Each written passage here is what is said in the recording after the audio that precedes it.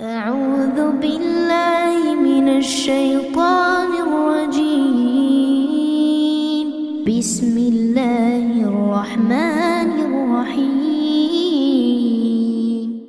فأما عاد فاستكبروا في الأرض بغير الحق وقالوا من أشد منا قوة أولم يروا أن الله الذي خلقهم هو أشد منهم قوة وكانوا بآياتنا يجحدون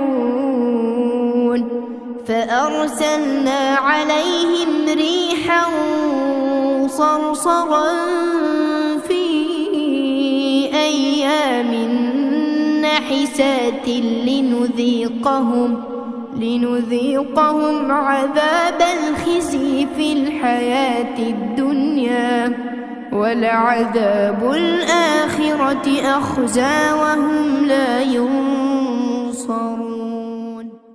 അസ്സലാമു അലൈക്കും വറഹ്മത്തുള്ളാഹി വബറകാതുഹു. ഖുർആൻ പദം 1660 ദിവസത്തിലേക്ക് എല്ലാവരെയും ഹാർദമായി സ്വാഗതം ചെയ്യുന്നു. വിശുദ്ധ ഖുർആനിലെ 41-ാമത്തെ അധ്യായമായ സൂറത്ത് ഫുസ്സിലത്തിലെ 15-16 ആയത്തുകളാണ് ഇന്ന് പഠന വിധേയമാക്കുന്നത്. ക്ലാസ് ആരംഭിക്കുന്നതിനായി ആദരണീയനായ ഡോക്ടർ A.I. വിലായത്തുള്ള സാഹിബിനെ ക്ഷണിക്കുന്നു. അസ്സലാമു അലൈക്കും വറഹ്മത്തുള്ളാഹി വബറകാതുഹു. അഊദു ബില്ലാഹി മിനശ് ശൈത്വാനിർ റജീം. ബിസ്മില്ലാഹിർ റഹ്മാനിർ റഹീം. فأما عاد فاستكبروا في الأرض بغير الحق وقالوا من أشد منا قوة أولم يروا أن الله الذي خلقهم هو أشد منهم قوة وكانوا بآياتنا يجحدون فأرسلنا عليهم ريحا صرصرا في أيام نحسات لنذيقهم عذاب الخزي في الحياة الدنيا ولعذاب الآخرة أخزى وهم لا ينصرون. صدق الله العلي العظيم. സൂറത്ത് ഫുസ്സിലത്തിലെ 15-16 ആയത്തുകളാണ് നമ്മൾ ഇന്ന് പഠന വിധേയമാക്കുന്നത്. ആ 2 ആയത്തുകൾ ഞാൻ നിങ്ങളെ കേൾപ്പിക്കുകയുണ്ടായി. പ്രാപഞ്ചിക സൃഷ്ടിപ്പിന്റെ വിവിധ ശ്രദ്ധേയങ്ങളായ തലങ്ങൾ ചൂണ്ടിക്കാണിച്ച് അള്ളാഹുവിന്റെ ഏകത്വത്തെ ബോധ്യപ്പെടുത്തുന്ന ചില കാര്യങ്ങൾ വ്യക്തമാക്കപ്പെടുകയുണ്ടായിട്ടും വിശ്വാസം ഉൾക്കൊള്ളാൻ സന്നദ്ധതയില്ലാതെ നിലകൊള്ളുകയായിരുന്ന മക്കയിലെ ആളുകളെ തുടർന്ന് ഒരു താക്കീതിന്റെ പരാമർശം നടത്തിക്കൊണ്ട് കാര്യങ്ങളെക്കുറിച്ച് ഉത്ബുദ്ധത കാണിക്കുന്നവരാകാൻ പ്രേരിപ്പിക്കുന്ന ഒരു കാര്യം നമ്മൾ പിന്നിട്ട ആയത്തുകളിൽ കാണുകയുണ്ടായി. ഉത്ബത്ത് ബിൻ റബിയ നബി സല്ലല്ലാഹു അലൈഹി വസല്ലമയുടെ വായ പൊത്തിപ്പിടിക്കാൻ കാരണമായ ആ വാചകം ഫൈൻ അഅറദു ഫഖുൽ അൻദർതുകും സായിഖതൻ മിസ്ല സായിഖതി ആദിൻ വസമൂദ് എന്ന ആ ആയത്ത് നമ്മൾ വിശദമായി മനസ്സിലാക്കിയുണ്ടായി. അവരിതൊന്നും ചെവിക്കൊള്ളാനും ഇതിനു വേണ്ട പരിഗണന നൽകാനും സന്നദ്ധരാവുന്നില്ലെങ്കിൽ അവരോട് പറഞ്ഞേക്കുക, ആദിനെയും സമൂദിനെയും പിടികൂടിയ ആ ദൈവിക നടപടി, അങ്ങനെയുള്ള ഒരു നടപടി നിങ്ങളുടെ കാര്യത്തിലും വരാനിരിക്കുന്നു എന്ന സംഗതി ഞാൻ നിങ്ങളോട് താക്കീതായി അറിയിക്കുകയുണ്ടായിട്ടുണ്ട്. ഇതിനകം അതൊരു താക്കീതായി നിങ്ങളോട് പറയുകയുണ്ടായിട്ടുണ്ട് എന്ന് പറഞ്ഞേക്കാനാണ് നബി സല്ലല്ലാഹു അലൈഹി വസല്ലമയോട് അള്ളാഹു നിർദ്ദേശിക്കുകയുണ്ടായത്. അള്ളാഹുവിന്റെ ദൂതന്മാർ ആദ് സമൂദ് സമൂഹങ്ങളുടെ അടുക്കലേക്ക് നിരന്തരമായി വരികയും അവരുടെ മുൻവശത്തുനിന്നും പിൻവശത്തുനിന്നും ഒക്കെയായും സമീപ നാടുകളിൽ ദൗത്യം നിർവഹിച്ച ആളുകൾ വരെ അവരുടെ അടുക്കൽ കാര്യങ്ങൾ ബോധ്യപ്പെടുത്തുന്ന വിധത്തിൽ ഇടപെടലുകളൊക്കെയായി വരികയുണ്ടായിട്ടും അവരോട് അല്ലാഹു അല്ലാത്ത ആരെയും ഇലാഹായിട്ട് സ്വീകരിക്കരുത്, അവർക്ക് അങ്ങനെ ഒരു ഇലാഹുമില്ല എന്ന കാര്യം ബോധ്യപ്പെടുത്തുകയൊക്കെ ചെയ്തു. അപ്പോ അവര് പ്രതികരിക്കുകയുണ്ടായത് കഴിഞ്ഞ ദിവസം നമ്മൾ പഠന വിധേയമാക്കിയ ആയത്തിൽ സൂചിപ്പിച്ച പ്രകാരം ലൗ ഷാ റബ്ബുന ല അൻസല മലായിക,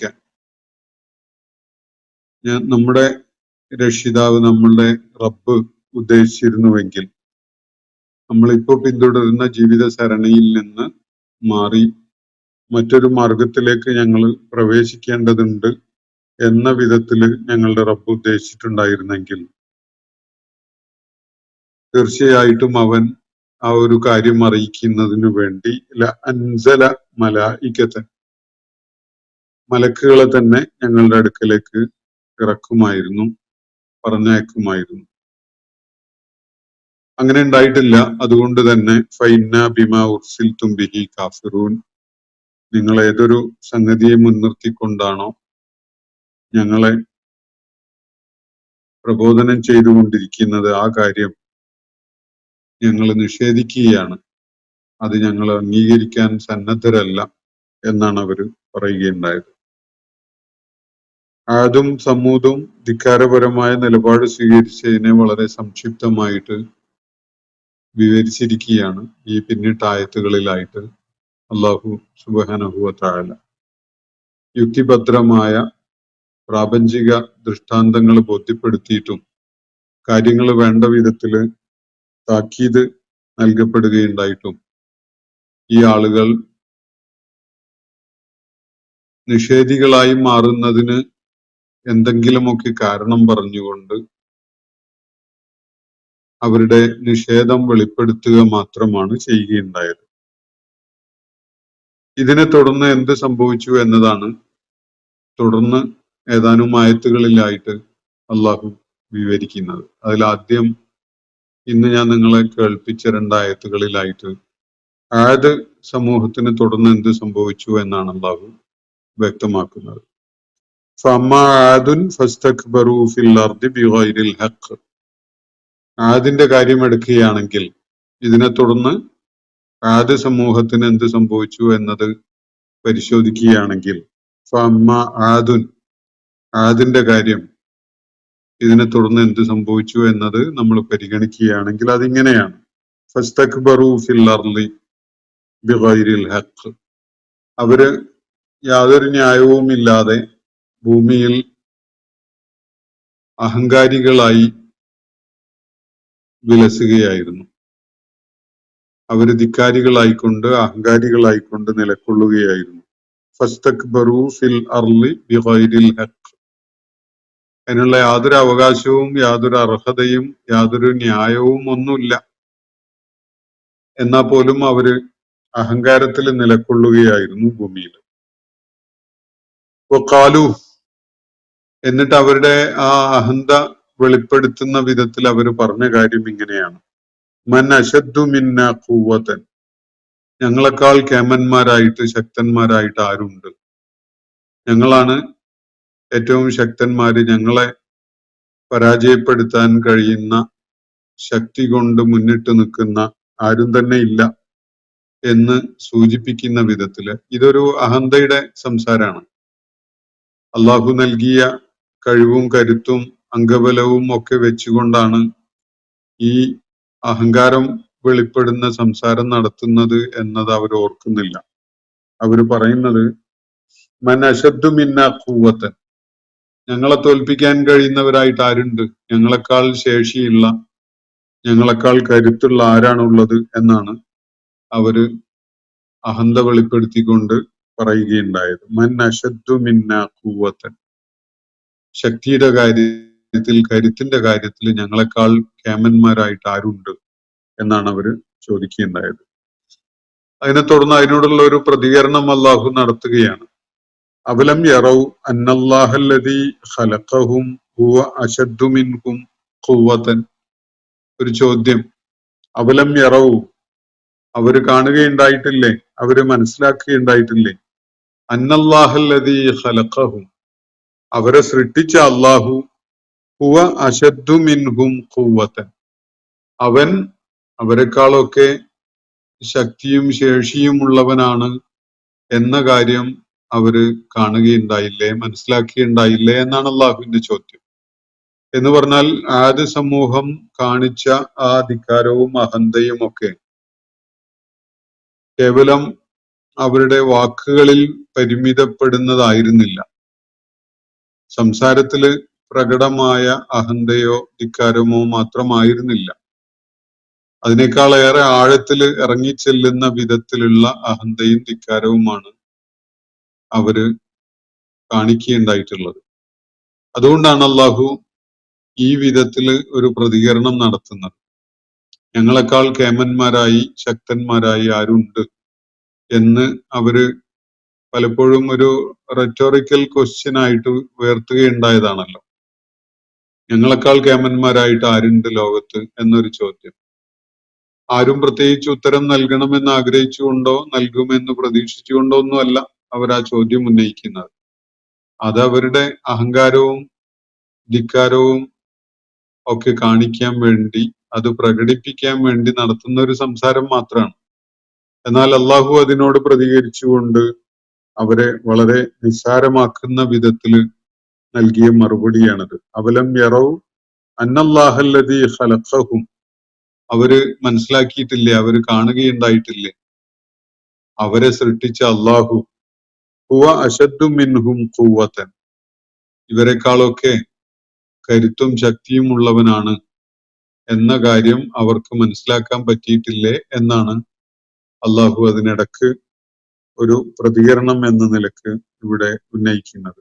വകാനൂ ബി ആയാതിനാ യജ്ഹദൂൻ, മാത്രവുമല്ല അവര് അള്ളാഹു അവരെക്കാൾ കരുത്തുള്ളവനാണ് ശക്തനാണ് എന്ന കാര്യം മനസ്സിലാക്കിയില്ലെന്ന് മാത്രമല്ല, അവര് നമ്മുടെ ദൃഷ്ടാന്തങ്ങളെ നിഷേധിക്കുക കൂടി ചെയ്യുകയുണ്ടായി. നമ്മുടെ സൂക്തങ്ങളെ, അവരിലേക്ക് നിയോഗിച്ചയക്കപ്പെട്ട പ്രവാചകന്മാരും മുഖേന അവരെ കേൾപ്പിച്ച നമ്മുടെ സൂക്തങ്ങളെയും ആയാത്തുകളെയും ഒക്കെ അവര് നിഷേധിക്കുകയും തള്ളിക്കളയുകയും ഒക്കെ ചെയ്തു. അപ്പൊ അള്ളാഹു സർവശക്തനായ റബ്ബ്, പ്രപഞ്ചത്തിന്റെ സൃഷ്ടാവ്, അവന് ഞങ്ങളുടെ മേൽ എന്ത് നടപടിയും സ്വീകരിക്കാൻ കഴിയും എന്ന ഒരു തിരിച്ചറിവും എളിമയും ആ കൂട്ടര് കാണിക്കുകയുണ്ടായില്ല.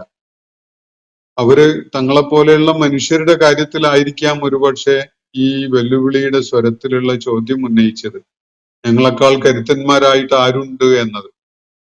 പക്ഷെ അങ്ങനെ ഒരു വെല്ലുവിളി നടത്തുമ്പോഴും യഥാർത്ഥത്തിൽ അവര് അള്ളാഹുവിനെ പരിഗണിക്കാതെയാണ് ആ സംസാരം നടത്തുന്നത്. അള്ളാഹു അവർക്ക് കഴിവ് നൽകിയത് കൊണ്ട്, കരുത്ത് നൽകിയത് കൊണ്ട്, ആൾബലം നൽകിയത് കൊണ്ട് മാത്രമാണ് അവർക്ക് ഇങ്ങനെ സംസാരിക്കാൻ പോലും പറ്റുന്നത്. പക്ഷെ അങ്ങനെ സംസാരിക്കുമ്പോൾ പോലും അത് അള്ളാഹു തങ്ങൾക്ക് നൽകിയ, തങ്ങളെ അമാനത്തായി ഏൽപ്പിച്ച സംഗതികൾ മാത്രമാണ്. അതുകൊണ്ട് മാത്രമാണ് തങ്ങൾക്ക് കരുത്ത് കാണിക്കാൻ, ശക്തി കാണിക്കാൻ, ആൾബലം കാണിക്കാൻ സാധിക്കുന്നത് എന്ന ഒരു തിരിച്ചറിവ് അവര് പ്രകടിപ്പിക്കുകയുണ്ടായില്ല.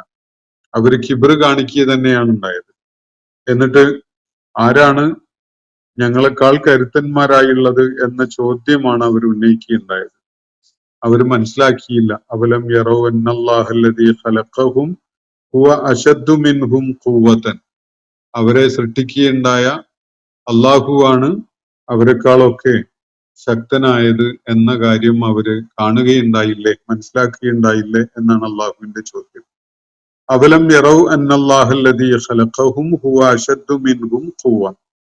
അതുപോലെ വകാനൂ ബി ആയാതിനാ യജ്ഹദൂൻ, അവരത് തിരിച്ചറിഞ്ഞില്ല എന്ന് മാത്രമല്ല, നമ്മുടെ സൂക്തങ്ങളെയും നമ്മുടെ ദൃഷ്ടാന്തങ്ങളെയും അവര് നിഷേധിക്കുക കൂടി ചെയ്യുകയുണ്ടായി എന്നാണ് അള്ളാഹു ഇവിടെ പറയുന്നത്.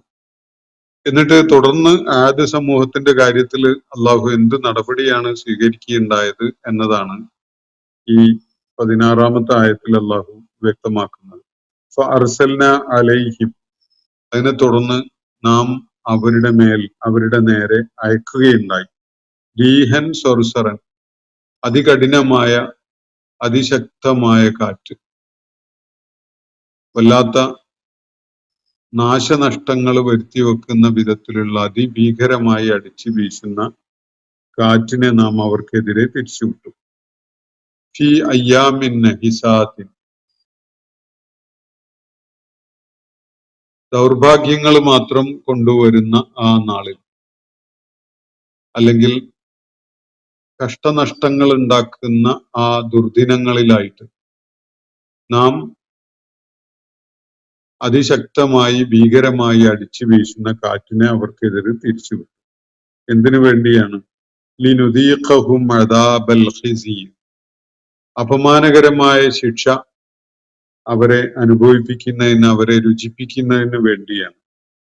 ഫിൽ ഹയാത്തി ദുനിയ, ഈ ഐഹിക ലോകത്ത് വെച്ച് തന്നെ അപമാനകരമായ ഒരു ശിക്ഷ അവരെ അനുഭവിപ്പിക്കണം, അവരെ ആസ്വദിപ്പിക്കണം എന്ന് അള്ളാഹു ഉദ്ദേശിച്ചത് കൊണ്ടാണ്. ഇനി വല അദാബുൽ ആഖിറത്തി അഖ്സ, പാരത്രിക ലോകത്തെ ശിക്ഷ അതിനേക്കാൾ അപമാനകരമായതാണ്. വഹും ലാ യുൻസറൂൻ, അവരെ സഹായിക്കാനായിട്ട് ആരും രംഗത്ത് വരികയുമില്ല ആ നാളിൽ. ഇതാണ് അതിന്റെ ആ ദുരന്തം വളരെ സംക്ഷിപ്തമായ, വളരെ പരിമിതമായ വാക്കുകളിലായിട്ട് അള്ളാഹു ഇവിടെ വ്യക്തമാക്കുന്നത്. അയ്യാമുൻ നഹിസാത്ത്, ചില നാളുകൾ, വേറെ ചില സൂറത്തുകളിൽ പരാമർശിക്കുന്നത് 7 പകലുകളും 8 രാവുകളും അടങ്ങിയ ഒരു ദീർഘമായ ഒരു ഘട്ടം തന്നെ അവരുടെ മേൽ അതിശക്തമായ കാറ്റടിച്ചു വീശുകയായിരുന്നു.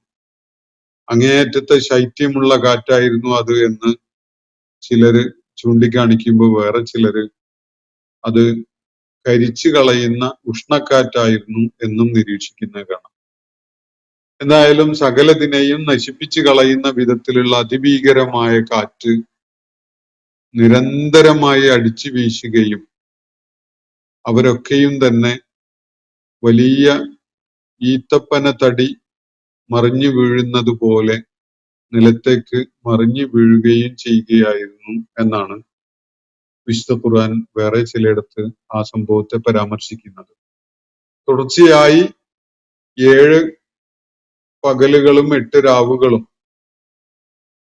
ഈ അവസ്ഥ, ഈ ഭീകരമായ അവസ്ഥ അവരുടെ നാട്ടിൽ, അവരുടെ ഭൂപ്രദേശത്ത് നടപ്പിലാക്കപ്പെടുകയായിരുന്നു. ഓരോരുത്തരും അതിന്റെ ഭീകരതയുടെ അതിഭീതിജനകമായ അവസ്ഥകളിലൂടെ ആ നാളുകൾ കടന്നു പോകേണ്ടി വരികയാണ്. സകലതും തകർന്നടിയുന്നു, സകലതും നശിച്ചു പോകുന്നു, ഓരോരുത്തരായി ഉരുണ്ടുമറിഞ്ഞ് വീണ് നിലംപരിശാകുന്നു. അങ്ങനെ ആ ഭൂപ്രദേശത്ത് മനുഷ്യവാസം പൂർണ്ണമായും ഇല്ലാതാകുന്ന വിധത്തിലാണ് ആ ദൈവിക ശിക്ഷ അവരെ പിടികൂടുകയുണ്ടായത്. 7-8 ദിവസങ്ങൾ നീണ്ടു നിന്ന ഒരു അതിഭീകരമായ കാലാവസ്ഥയുടെ അല്ലെങ്കിൽ പ്രകൃതിക്ഷോഭത്തിന്റെ അവസ്ഥയാണ് അവർക്ക് നേരിടേണ്ടി വന്നത്. ഇത് ഭൗതിക ലോകത്ത് അവരെ അവഹേളിതരാക്കാൻ വേണ്ടി, അവരെ അപമാനിതരാക്കാൻ വേണ്ടി ഉദ്ദേശ്യപൂർവം അള്ളാഹു അവർക്ക് നൽകിയിട്ടുള്ള ഒരു ശിക്ഷയാണ്. പാരത്രിക ലോകത്ത് ഇതിനേക്കാൾ കടുപ്പമുള്ള ശിക്ഷ, ഇതിനേക്കാൾ അപമാനകരമായ ശിക്ഷ അവരെ കാത്തിരിക്കുകയും ചെയ്യുന്നുണ്ട് എന്നാണ് അള്ളാഹു ഇവിടെ വ്യക്തമാക്കുന്നത്.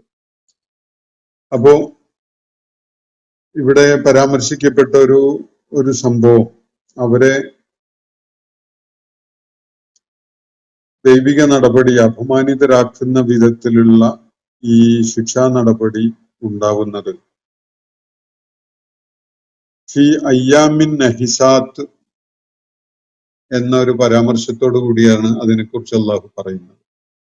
ഫി അയ്യാമിൻ നഹിസാത്ത്, നഹസ് എന്ന പദത്തിന്റെ ഫെമിനീൻ പ്ലൂറൽ ഫോമാണ് നഹിസാത്ത് എന്നത്.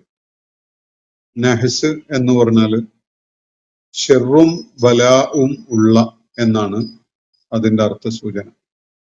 ഏറ്റവും വലിയ ദുരന്തവും കടുത്ത പരീക്ഷണവും ഒക്കെ അടങ്ങിയ അങ്ങനെ ഒരു ദിവസത്തിനാണ് യൗമു നഹസ് എന്ന് പരാമർശിക്കുന്നത്.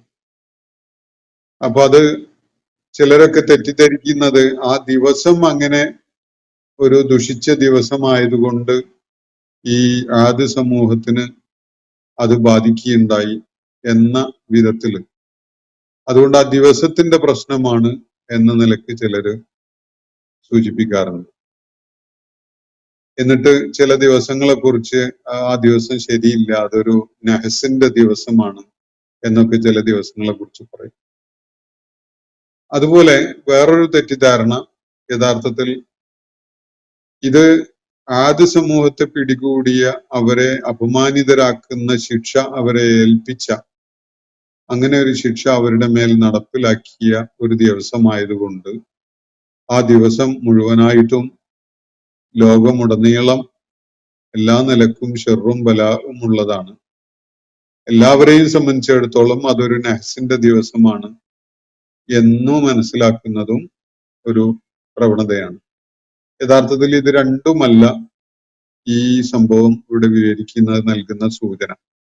മറിച്ച് ആദിനെ സംബന്ധിച്ചിടത്തോളം, ആദ് സമൂഹത്തെ സംബന്ധിച്ചിടത്തോളം അത് കടുത്ത ശിക്ഷയുടെയും പരീക്ഷണത്തിന്റെയും അവർക്ക് വലിയ ദുർവിധി ഏറ്റുവാങ്ങേണ്ടി വന്നതിന്റെയുമായ ഒരു ദിവസമാണ്. ആ ദിവസം മോശമായതുകൊണ്ട് ആദിന് അത് പ്രയാസകരമായി എന്നതല്ല. ആദിനെ സംബന്ധിച്ചിടത്തോളം ആ ദിവസം, അത് വേറെയുള്ളവരുടെ കാര്യത്തിലല്ല, ലോകത്ത് അതേ കാലഘട്ടത്തിൽ തന്നെ പല ഭാഗങ്ങളിലായി പലരും ഈ സംഗതി നടപ്പാക്കപ്പെടുന്നതിനെ കുറിച്ച് അറിയുക പോലും ചെയ്യാതെ വളരെ സുഖകരമായ അവസ്ഥയിൽ കഴിയുന്നുണ്ടായിരിക്കും ആ ഘട്ടത്തിൽ. ഇത് അവരെ ഒന്നും ബാധിച്ചിട്ടില്ല. ആദ് സമൂഹത്തിന്റെ ധിക്കാരം കാരണമായി, അവരുടെ അഹങ്കാരം കാരണമായി അള്ളാഹു അവരുടെ കാര്യത്തിൽ സ്വീകരിച്ച ഒരു നടപടിയാണ്.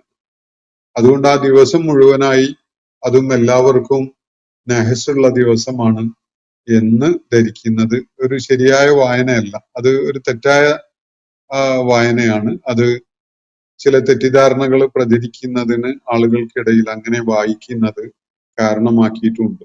ഒരു ദിവസവും അങ്ങനെ നഹസുള്ള ദിവസമല്ല, അത് തെറ്റിദ്ധാരണയാണ്. നഹസ് ഉള്ളത് എന്ന് പറഞ്ഞാൽ ഷെറും ബലാവും ഉള്ളത് ചിലരുടെ കാര്യത്തില് അള്ളാഹു വല്ല തീരുമാനവും ചില നാളുകളിൽ അവർക്ക് സംഭവിക്കാൻ തീരുമാനിച്ചിട്ടുണ്ടെങ്കിൽ അത് അവരെ സംബന്ധിച്ചിടത്തോളം നഹസുള്ളതാണ് എന്ന് മനസ്സിലാക്കാനേ പാടുള്ളൂ. മറിച്ച് എല്ലാവർക്കും നഹസുള്ളതാണ്. ആ ദിവസങ്ങള് എന്തോ ശകുനപ്പിഴയുള്ളതോ അല്ലെങ്കിൽ എന്തെങ്കിലും ദുരന്തം വരാനുള്ളതോ ആയിട്ട് നിശ്ചയിക്കപ്പെട്ട ദിവസമായതുകൊണ്ട് അത് പലരെയും ബാധിക്കുന്നു എന്നുള്ള അർത്ഥത്തിലല്ല, അതൊരു തെറ്റായ വായനയാണ്. അപ്പോ ഇവിടെ ആദിന്റെ കാര്യം അള്ളാഹു പറയുന്നത്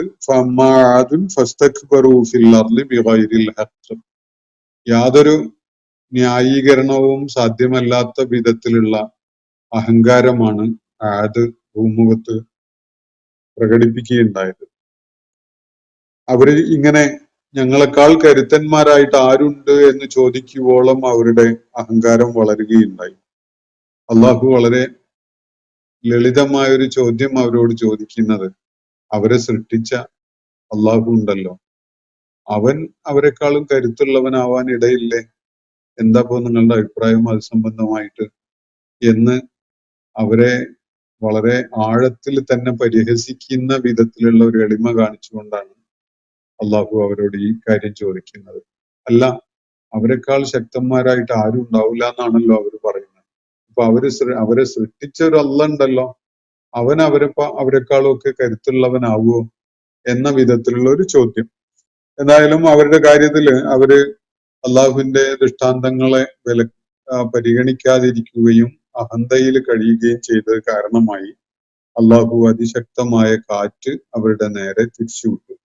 ഈ കാറ്റിന്റെ പ്രത്യേകത, റീഹ് എന്ന് പറഞ്ഞാൽ തന്നെ കാറ്റ് എന്നാണ്. സർസറ എന്ന് പറഞ്ഞാൽ വളരെ ഫ്യൂരിയസ് ആയ, വളരെ പ്രക്ഷുബ്ധമായ അവസ്ഥ സൃഷ്ടിക്കുന്ന എന്നൊക്കെയാണ് അർത്ഥം.